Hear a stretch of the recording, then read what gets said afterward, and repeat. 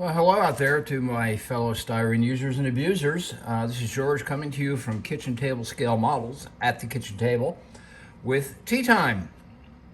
No, I am not going to get dressed in funny, bright colored clothes and walk around the field hitting a little white ball, and nor am I going to be drinking the favorite refreshment of our friends in Britain. But what I am going to do is I'm going to go back and take a look at the old AMT Model T kits, the double T kits mostly. Um, I can argue that this is one of the most important, or certainly most ubiquitous series of model kits ever made. First issue of this kit came out in 1960. Um, this is what that box looked like. This came in a more recent reissue.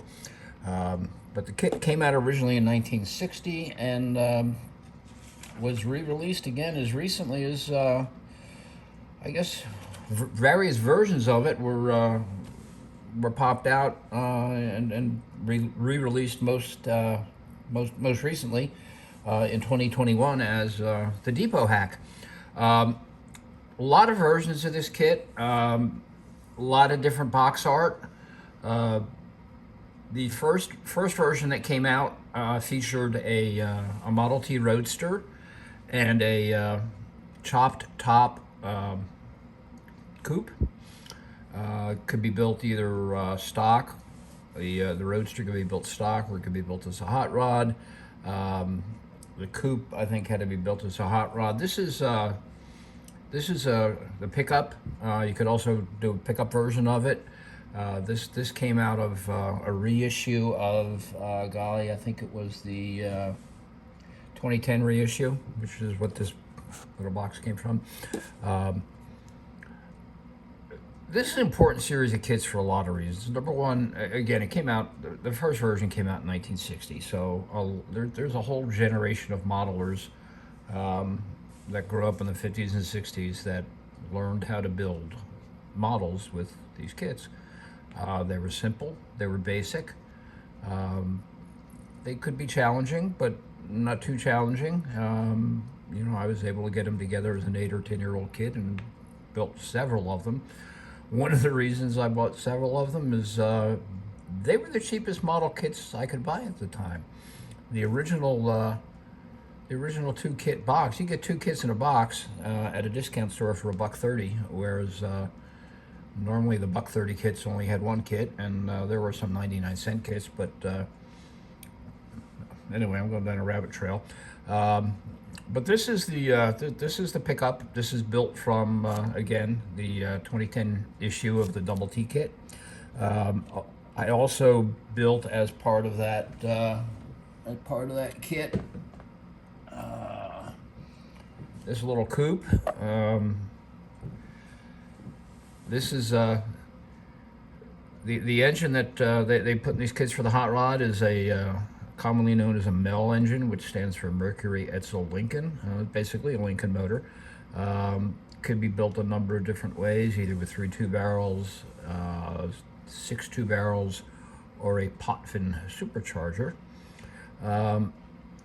These kits that I'm just showing you, these are some of the first builds that I completed when I came back to the hobby in 2020 after a long time away, or 2021. I built a couple other kits first, and quite frankly I struggled because I hadn't built for a long time.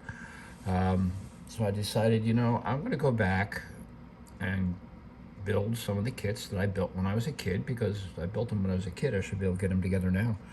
And I decided to start building some of these Model Ts. Another reason I think these kits are important is really goes to the subject. The Model T is arguably one of the most important American cars ever. It is the car that really started the automotive industry in the U.S. And just full disclaimer here, I'm speaking my own opinions that have grown out of observations of the past 72 years on this earth. But the Model T was an important car. And it's what's fun about these kits is these kits capture in miniature all the various things that could be done and were done with the Model T. But these two kits again were done from one of the original 1960 issues. I'm sorry, didn't mean to do that. What did I want to say about this? Okay, well, that's pretty much it. So this again, the earlier issues of this kit came out in 1960, and again, it featured either a roadster or a pickup version, different little variations in the different issues, but generally it was a T roadster and a T coupe. There were so many versions of this kit issued that over the years that, interestingly enough, many of them are not on ScaleMates. This kit you see here, that is not listed on ScaleMates. That is a let's see, what year is that? That one is it's a 1987 issue, reissue. It's a roadster and a pickup, and then I've got this one is, I think, a 2001 reissue. I've not even opened that. I don't know what's in. I haven't looked at what's in there. But again, this is kind of the first version of the kit that goes back to 1960. The next version of the Model T to come out came out in '63, and this was a unique issue. At least the initial issue of it was. Bear with me here while I move boxes. This kit. Here we go. Where can I put that? Let's put it there. Let's move that. Okay. This kit was 2017 Ford. It was a touring car. This was the first time the touring car was released. This kit was released in '63. Was only released once with this combination of kits, and this is the only time that the Tex Smith XR6 Roadster was available in kit form. And boy, is this one that is just ripe for repopping. If AMT or Round 2 came out with this again, it would sell like hotcakes. It's a beautiful little kit. Excuse me while I take a sip of tea. It's a beautiful little kit. I actually started on it about a year ago, and I showed a little bit of it on my last What's Cooking video. But what I really like about the way this kit's coming together, I really like what I've got going on here with the engine. It's a beautiful little slant six. Nothing fancy. I think I used a Concord distributor with wires, and everything else just put together out of the kits and just touched up with paint. I've had some issues with this kit. I'm not going to get into them here, but this body is going to be reused. I'm basically taking this car back to ground zero. I had some problems with the body that put it together that rendered it impossible. But the XR7 and the touring car was released several times without the XR6. Most notably, the touring car was released in a box as the Laurel Hardy car. It was also released as a police car, and then yeah. So that's that. I've got a couple of the Phaeton kits I built. I honestly don't know which version of the kits these came out of, but this is a touring car. It's kind of stockish. Comment on all of these kits, and until I get to one, which I'll tell you when I get to it. All of these kits were painted with Vallejo paints. One of the things I don't like about Vallejo for more modern cars is that it's difficult to get a nice high gloss. But I find the combination of the variety of some unique colors, and the fact that even with their gloss varnish, it's just the right amount of shine for these old vintage cars, which weren't super shiny. I don't know what color this is, but again, it's a Vallejo. It's all Vallejo colors: the black, the red, everything is Vallejo. And I don't even think the engine opens on this one. No, it doesn't. But that's a stock touring car. And then I did this little sucker. This one I modified a little bit out of the kit. One of the fun things about this kit, this is kind of a race of gentlemen's kind of car. If you're familiar with that event, if you're not, look it up. It's an event held every year on the beach of Wildwood, New Jersey, where guys in old vintage cars drag race up and down the sand. And it's I'm only 4 hours from Wildwood, and one of these days I'll get there. But this kit was built. I used the kit comes with. Where are we here? Come on, focus, would you? Try zooming in here.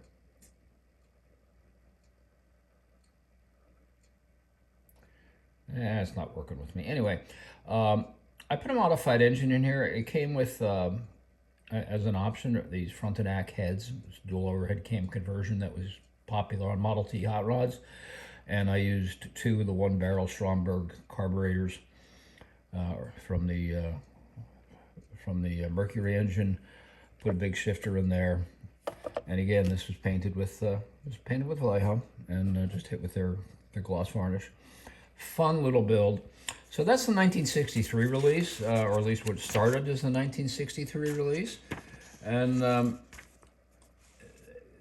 were some other cars that were released. Let's see, I got, I went out of order here, but you'll bear with me. I also built a couple versions from the, actually I think this one actually came from here. Oh, there we go. I'm not a video producer. I just play one on YouTube's. This was built from this kit, which again was one of the reissues. I don't know when this one came out, but this is a stock T coupe. Just a word of advice to those of you that try to build this kit. This is the only one of these kits that, by the way, do not have Vallejo paints. This is Tamiya acrylic. It is impossible to get the window and windshield glass in one piece the way it's designed. You have to cut it and put the back half in separate from the front half. I think Michael or Matthew at Model Car Videos recently did a little video on this kit. This is actually a model of a car that I saw on the internet, of a real car that had this dark green body and these bright green wheels. So it caught my eye, and I thought it was a cool color. So there you go. So that's a coupe, and then no collection of Model Ts would be complete without a little Bucket T Roadster. I deviated a little bit from the kit on this one. I like the bobtail look on the Model Ts, so instead of putting a pickup truck bed back there, I decided I would. I used a couple little pieces of styrene to simulate metal channel and or square tubing, and popped the moon tank on the back. Yeah, so again, all Vallejo paints. I really like the way this one came out. It's a little fiddly, a little finicky. This challenged me. As I was putting it together, like I said, I was still kind of getting my my mojo back after not having built for almost 20 years. But fun little build. Yeah, so the last, I guess, variant, if you will, that they came out with was essentially a stretched wheelbase or a stretched body truck, and that truck included this kit. This one is, what's the copyright on this one? Oh, I can't see what the copyright. This kit actually I think was released in around '77, and this is as best I can tell, is an original '77 version of the kit. I could be wrong on that, but that's kind of what I think it is. This truck or T was reissued in a couple versions. One I don't have, and I wish I did. They issued a kind of a C cab version as a the first reissue of this was done in '69 as paddy wagon or cop out, kind of a show rod, but I think it could also be built stock. Later reissued in different versions, including this delivery van, which I think goes back to '77. They issued a fruit wagon, which don't know when that came out, but got one of those here. And this, you can see, it uses the C-cab body. And the most recent reissue of this, was the 23T Depot Hack, which was just released in 2021. And that's that one. A couple of YouTubers have done builds of this. Matthew at Model Car Videos have done a really nice build on this. Break out your wood grain painting skills if you're going to tackle it. I have built one of these, and it really gave me a devil of a time. This is really the first time I'm putting it on camera. I was building this model. You can see it tilts a little sideways. I was putting this together while recuperating from cataract and laser surgery on my eyes. And I really like the concept. I'd love to duplicate it and do a better job of it. The colors on this, I'm pretty sure these were Vallejo colors. The gray might be a Tamiya color. I don't know. The decals on this are fun. The vintage Blatz beer decals. I get from a seller on eBay called Dave's Decals. He does these vintage advertising decals for bottle railroads, and it caught my eye, and I thought, okay, it'd be fun to do a beer truck, and I did. I part of the reason I bought another issue of this kit, the 2017 delivery, was because I want to take another whack at it when I can see straight.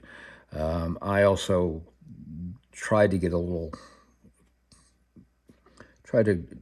engineer myself the way this thing went together, because it didn't seem to want to go together the right way, or go together the way the instructions showed it as far as the sequence. So I kind of went out of sequence, and I just screwed myself up with it. So again, this is the first time this thing has been put out in public. But this is this is it. This kit this series of kits, and the double T kits, were so popular back in the day. All the 10, 12, 13-year-old kids in the early 60s when I was growing up were, that's the kits we were building. It just was a really popular kit. It can be done. It's almost limitless what you can do with it, with the different variations. You see 6 different builds here, 7 different builds here I've done. I've got, as you see, I've got 1, 2, 3, 4, 5, 6, 7 more of these kits and various issues. I can build every one of them and not have any two that are the same body style or look the same, or resemble one another, other than the fact that they're all Model Ts. So again, I think this kit is important to the hobby. I think if you're not familiar with this kit, you really owe it to yourself to pick one up. They are out there because they have been reissued so many times. I see them at swap meets. I see them online. I don't know what they're going for now, but probably around the price of what a new kit would cost, I would imagine. You can see this one. This one I picked up at 25% off at a local shop that was going out of business back around 22, 23. It was kind of in the middle of COVID. But yeah, so that's it. That's Model Ts. Hope you enjoyed your tea time. Sorry I don't have any biscuits to go with it. Uh, go buy a Model T kit and go build it. But before you do that, if you liked this, please hit like. And if you liked it a lot, please subscribe and tell all your friends. If you didn't like it, just go watch Lucas C.